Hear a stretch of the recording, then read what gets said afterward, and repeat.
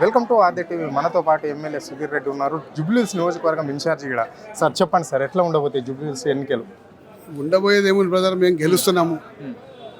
క్షేత్రస్థాయిలో పటిష్టంగా ఉంది.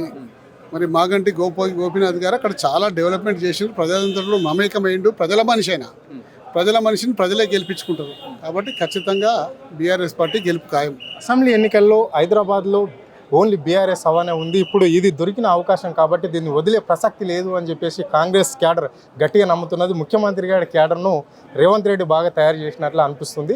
కంపల్సరీ మేమే గెలుస్తామని చెప్పేసి కూడా వాళ్ళు అంటున్నారు ఉప ఎన్నికల్లో. దీన్ని ఎట్లా చూస్తారు మీరు? అంటే క్యాడర్ లేదు, తయారు చేసినా రారు.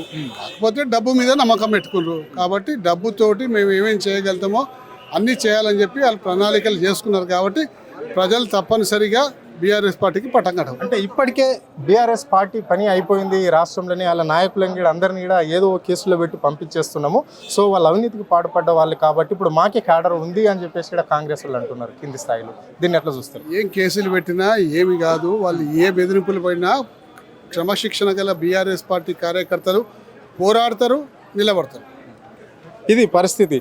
అంటే ఇప్పటికే ఇక్కడ బీఆర్ఎస్ పార్టీ హైదరాబాద్ నగరంలో ఎక్కడైనా గెలిచింది. సో ఇప్పుడు మళ్ళీ ఉప ఎన్నికలు వచ్చినాయి. ఉప ఎన్నికలలో కూడా మేమే ఇక్కడ ఘన విజయం సాధిస్తాము అని చెప్పేసి ఇక్కడ ఆయన ధీమా వ్యక్తం చేయడం అనేది జరిగింది. కాంగ్రెస్కు అసలు ఇక్కడ ఎవరు కూడా పలికే అవకాశం అయితే కనిపిస్తలేదు అని చెప్పేసి ఇక్కడ ఆయన చెప్పడం అనేది అయితే జరిగింది. కెమెరా పర్సన్ రవితో హరుణ్, ఆర్దే టీవీ, హైదరాబాద్.